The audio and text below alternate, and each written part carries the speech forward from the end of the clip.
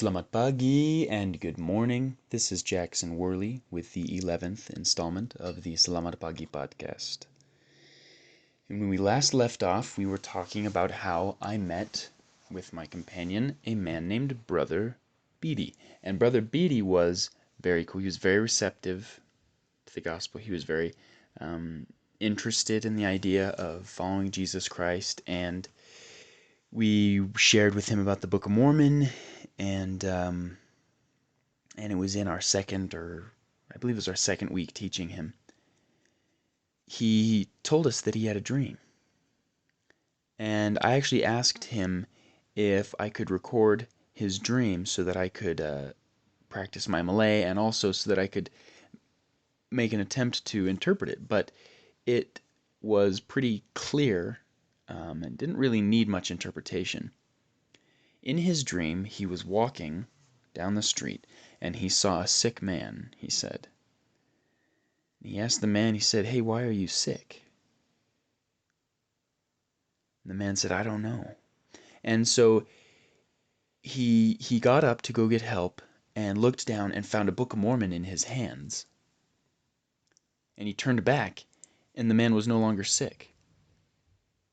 And he said, "Well, wait, weren't you just sick?" And the man said, "Yes, I was." And he said, "Well, how did you get better? What healed you?" And the man pointed down to the Book of Mormon. And so Beatty woke up and he said, "I know that the Book of Mormon must have some good holy power in it." And we were very impressed. We were like, "Brother Beatty, that's incredible. That's an incredible dream." I didn't fully understand it at the time because my Malay was pretty bad, but it was pretty cool. Now, it was this week that me and my companion decided to do what we called our 40-day fast. And we fasted things that distracted us. Now, this was the last 40 days that Elder Ng was going to be in the mission field. But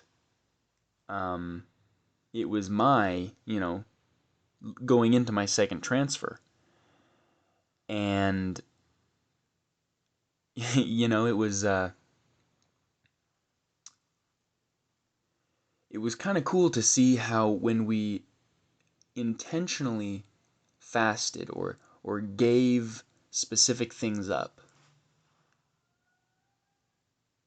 it was interesting to see how that in turn gave us a, how do I put it? It gave us more of a direction or a focus. And some of the things, and I'm not going to describe everything, but some of the things that I decided to give up were thinking about home. I would think about a girl that I had been dating before my mission. I would think about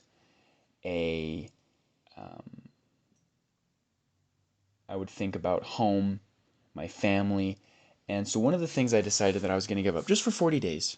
For 40 days, I was not going to think about my family or my home or memories of before my mission. I was just going to focus on the here and the now and just let it take me away. And that was hard because I really like to focus on my memory and retain my memories and learn from my previous experiences. And so it was kind of hard to just let it all go. And another thing that I gave up was anger. I decided for the next 40 days, no matter what happened, I would just not be angry. No matter what happened, I would just let it go until the 40 days was up. And that was hard. There was one very distinct time I remember. It was the heat that bothered me. I was hot. I was sweaty. I was riding my bike. We were doing missionary work. Nothing was going well. And I was so uncomfortable because of the heat. You have to maintain an appearance as a missionary. And I will testify that it is nearly impossible to maintain such an appearance in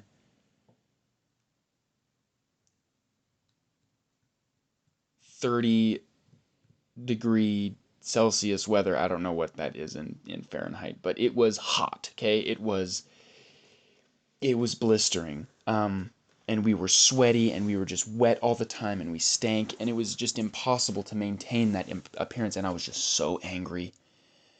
But I let it go because I was fasting anger. I was letting it go.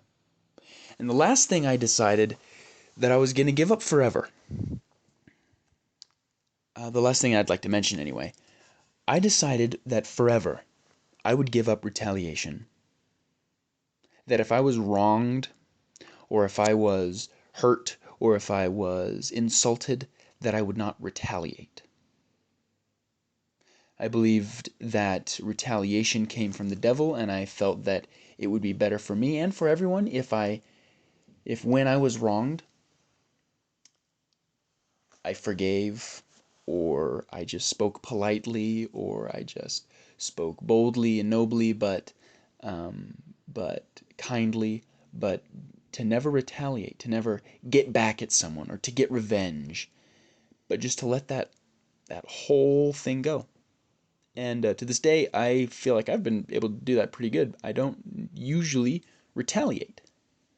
And when I do, I realize, oh, this is retaliation, and I gave this up, so I stopped. But so for these 40 days, I was giving up these things that were distracting me from missionary work. And such a strong spirit came over us.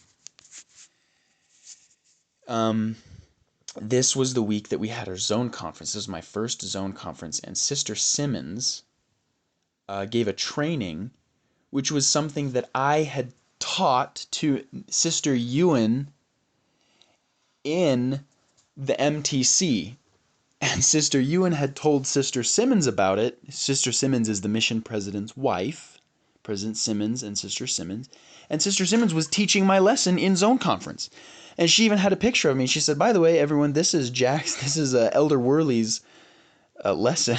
And I was honored. It was awesome that I was teaching missionaries before I was even a missionary. This was the week that I kind of got sick. I kind of got head sick, and that was because I was so dehydrated.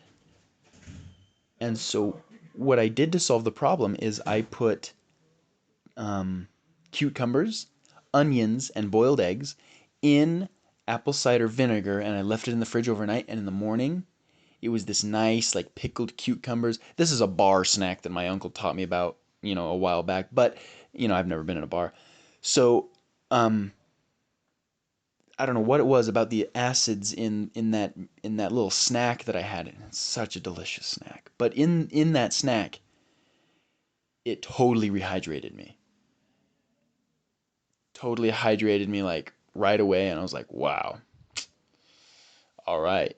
That is how we do it, And I think it killed the bacteria or whatever it did. It healed my sickness almost instantly, and it was epic. It was legendary.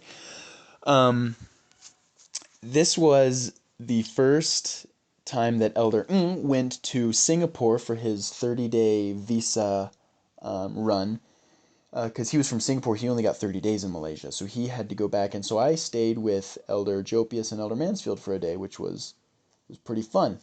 And that week, Sister Gentia came to church for all 3 hours because Elder and I built a baby, a little bouncing cradle in the church, so she didn't have to go home anymore to put her baby to sleep. She could then do it right at church, and so she was able to stay all 3 hours of church, which means she was well on her way to get baptized, and it was totally awesome.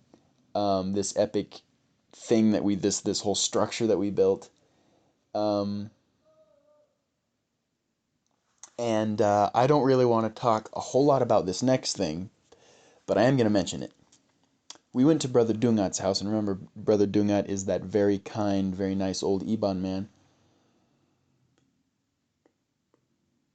And he made us this soup. I'm just going to describe to you what the soup was. It was one of those things where the first bite, it's not bad, but every single bite you take after that just gets progressively worse until you want to gag. So it was these little balls of this dull jello type snot balls. They were snot balls. They were condensed snot. It was caramelized snot is what it was. And it was in this milky soup, and this soup must have been warm water mixed with like milk powder. And it was just foul. Ugh, it was so bad. And so I remembered my father told me a story about his mission where he was in Italy. Somebody gave them a cake, and he said it was the most foul thing he had ever eaten in his life. But to be polite, he ate it, and he said thank you. And the lady gave him another dish of it. And he had to eat that one too. Well, so I thought I would be smart, and I ate it very slowly, and it was about time to go. And I finished, and I said, thank you very much. And they said, oh, it's not done. And they poured me a second bowl. Thank the heavens my companion did not hate it, and so he ate about half of my bowl, but my second serving anyway. But oh my gosh, it was just the nastiest thing I've ever tasted. And so that was my first week of December, all the way up until the 10th of December 2017. Thank you for listening, and we'll see you next time. Jumpa lagi.